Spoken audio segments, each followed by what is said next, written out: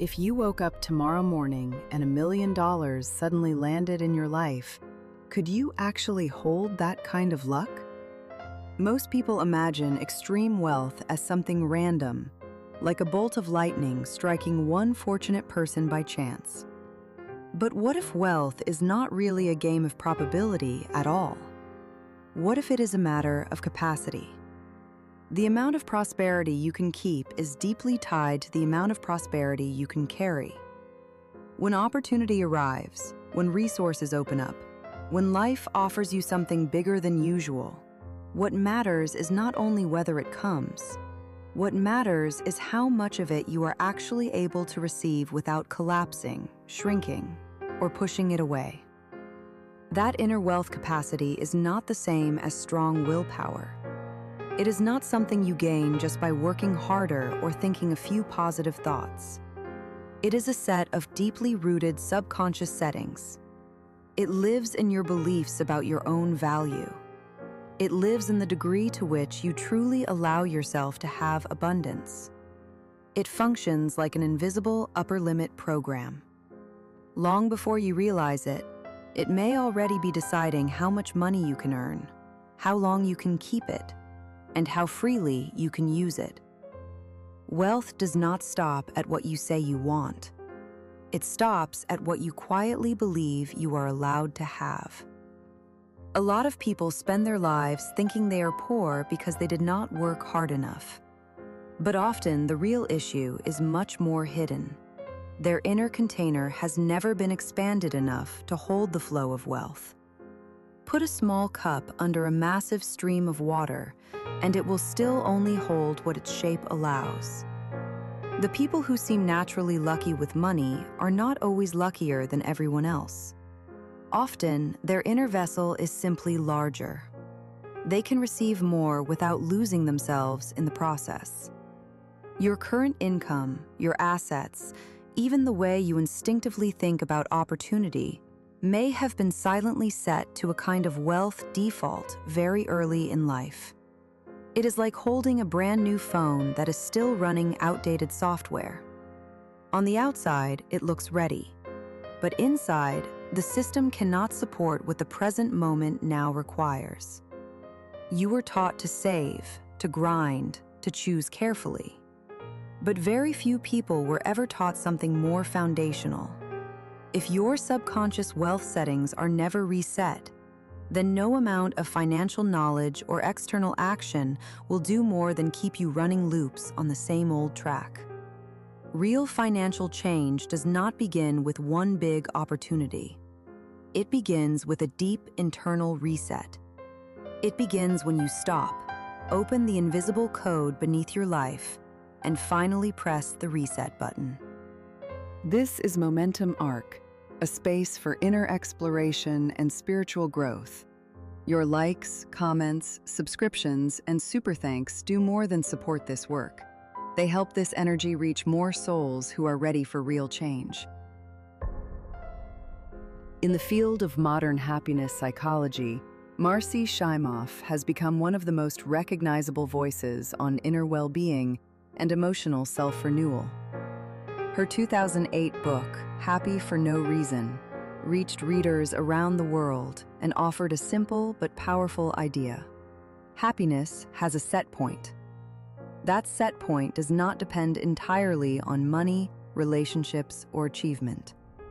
It functions more like an internal setting that can be raised or lowered through inner work. Shimoff compared it to a kind of subconscious autopilot system. The higher that setting is, the easier it becomes to experience joy, resilience, and success as part of ordinary life.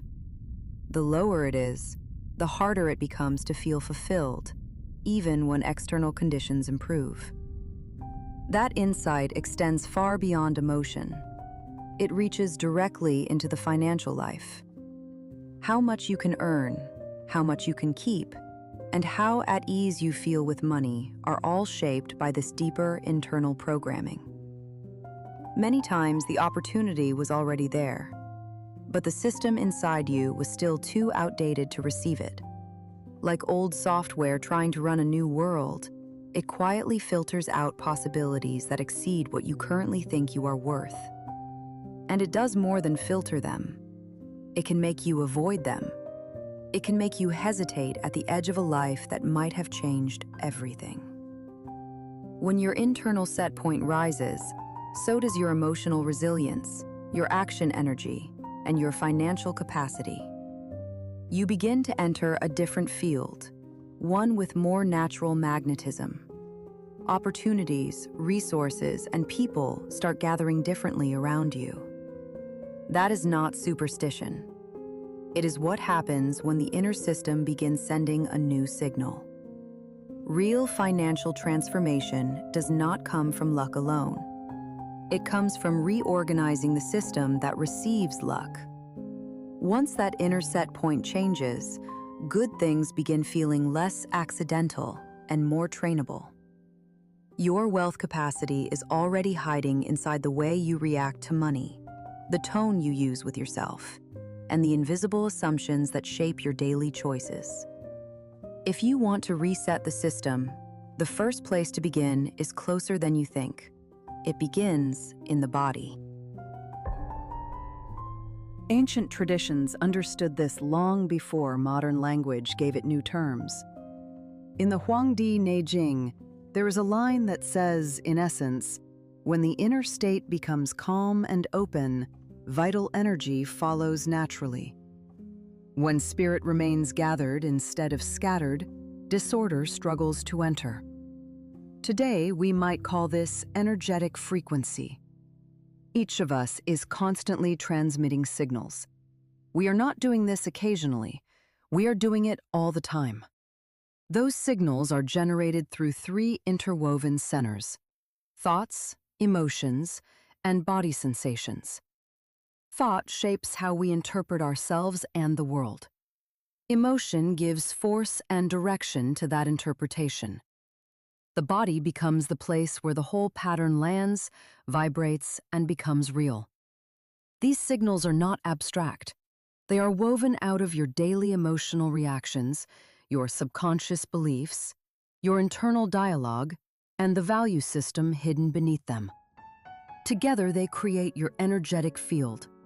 That field influences your financial frequency. It quietly affects what kinds of opportunities you notice, what kinds of people you attract, and what level of resource can actually feel safe enough to enter your life. This is not decorative mysticism. It is lived inner reality. Your financial condition is, in part, an echo of your energetic setting. A great deal of research and practical observation suggests that the subconscious naturally aligns with people, events, and environments that match its own operating frequency. So what are you sending? Fear of loss? Anxiety about not having enough? Or steadiness, gratitude, trust, and openness? That difference matters because money responds accordingly. Many people cannot understand why they keep working hard and still feel cut off from prosperity. Very often, what they do not see is that they are living inside a frequency of mistrust toward wealth itself. Even when opportunity knocks, some part of them quietly closes the door. By contrast, people with a high receiving capacity often carry emotional steadiness, inner trust, and a bodily sense of safety. Their frequency becomes a silent invitation, and abundance has a much easier time entering. The shift begins the moment you start noticing what kind of signal you are actually sending. A lot of people have already noticed something strange about their financial lives. No matter how hard they work, how many jobs they change, how many projects they take on, their income keeps circling the same range. It rises, dips, rises again, then settles back into something familiar, as if an invisible ceiling keeps reappearing. That ceiling is not always outside you. Often, it is your internal wealth default. It is not the amount of money you consciously say you want. It is the amount your subconscious quietly allows. It is the level you secretly believe you are qualified to hold. This is one of the deepest pieces of financial programming, and it is often set long before you ever begin thinking seriously about money. Sometimes the code is inherited from watching parents fight over bills. Sometimes it is built from repeated phrases like, "Money is hard to earn," "Rich people are dirty," "Money changes people," or "People like us never get that kind of life." These statements settle into the structure of identity. They become old code running in the background. Imagine your wealth capacity like a bank card with a daily limit you never knew existed. Once you pass a certain threshold, the system automatically pushes money back out through impulse spending, poor decisions, sudden losses, badly timed generosity, or strange accidents that seem like coincidence. But they are not always coincidence. Very often, the subconscious is trying to restore what feels familiar. This is why people sometimes win enormous amounts of money and lose it all not long after. Their financial muscles were never trained to hold that weight, so the system returns them to baseline. By contrast, the people who keep expanding their financial reality year after year have usually done something different. At some point, they noticed the old setting, and they reset it. So before asking how to make more money, ask something deeper. How much money do I currently allow myself to have? The answer may already be hiding inside your habits, your reactions, and your unexamined routines. What determines your financial ceiling is not only the market nor pure luck. It is also shaped by 3 inner seals that silently limit wealth capacity: the seal of body memory, the seal of emotional compression, and the seal of collective belief. The first is the body memory seal. A growing body of research suggests that when stress hormones stay active for too long, the body gets locked into survival mode. The brain becomes more likely to choose short-term, safe decisions. This is why some people feel their stomach tighten, their hands sweat, or their whole system go into alarm the moment money, investing, or a larger income enters the picture. The issue is not that they do not want wealth. The issue is that the nervous system has misfiled larger money under danger. That mistaken physiological warning becomes one of the first gates that has to be opened. The second is the seal of emotional compression. This one lives in the emotional brain. Long-standing shame, guilt, embarrassment, and low-grade emotional contraction reduce creative decision-making and weaken your ability to stay open around receiving. This is why some people feel guilty the moment money comes in, hurry to give it away, or consistently fail to keep what they earn. Emotion itself is not the problem. Unprocessed emotion is. Once released, that compressed emotional energy can become movement instead of obstruction. The third is the seal of collective belief. This is the invisible ceiling shaped by social environment, family culture, and the emotional norms of the people around you. If the income level of the people around you all hovers inside the same narrow range, you may already have internalized that range as normal, realistic, and safe. The moment you begin moving beyond it, subtle pressure appears through jokes, distance, silence, judgment, or the uneasy feeling that you no longer fit. Many people retreat at that point, not because they are failing, but because their nervous system reads expansion as social risk. That is how the collective belief seal operates. It pulls you back toward familiar ground and calls it belonging. To break it, you have to step outside the old field. You have to expose yourself to different standards, different people, different assumptions, and let a larger model of life begin entering your daily consciousness.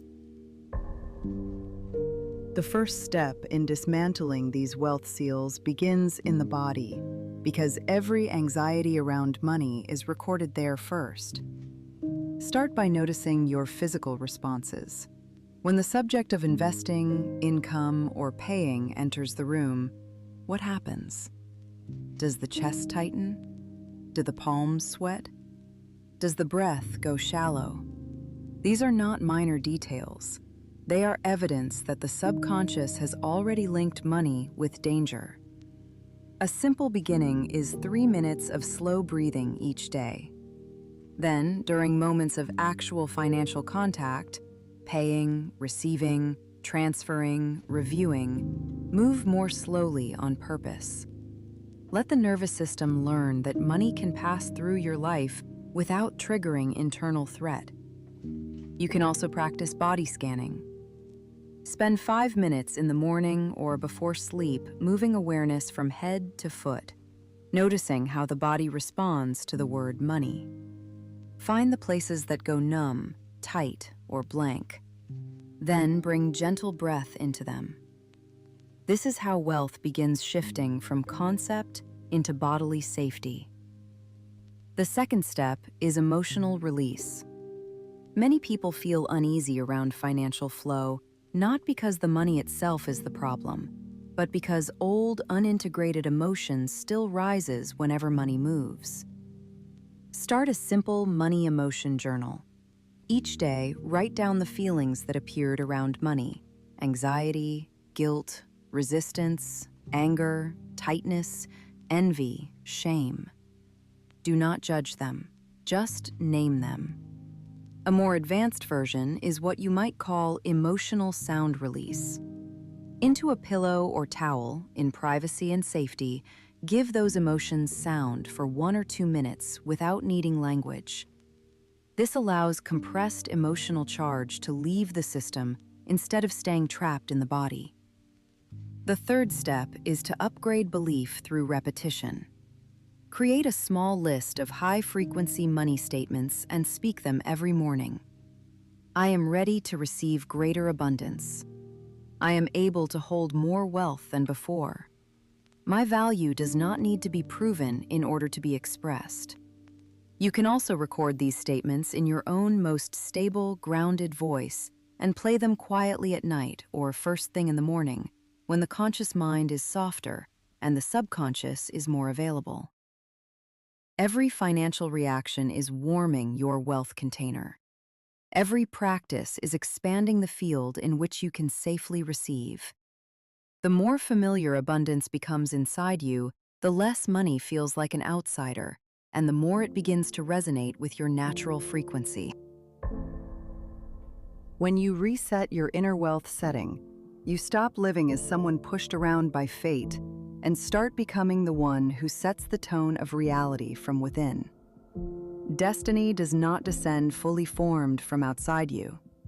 It is shaped through the choices you repeat, the posture you inhabit, and the ways you respond to what life places before you. How you relate to money determines how money can approach you. How you relate to yourself shapes the value the world feels permitted to reflect back to you. The abundance you think is far away may already be standing at the edge of your life, waiting for you to answer the door. What limits most people is not a lack of resources. It is the amount of goodness they are willing to let in. Many forms of abundance that once looked impossible may have been held outside your life by one silent belief: I am not worthy of this. So do not wait until everything looks ready before you begin. Press the reset button first. Recalibrate first. Trust yourself first. Then let the world catch up with the signal you are now sending. You were never required to be chosen. You were required to become able to receive. You can decide how much wealth you are ready to hold. You can widen the container. You can become large enough inside to carry what life wants to place in your hands. You are not waiting for fate to shift. You are part of the force rewriting its direction. You are not a side character inside someone else's story. You are the one tearing up the old script and writing a new ending with your own hands. Every time you stop avoiding money, every time you learn to hold opportunity steadily, every time you practice being calm in the presence of greater wealth, you are sending a new message into the world. I can receive the $1 million if it falls into my life, because I am ready, and I am worthy of being rich.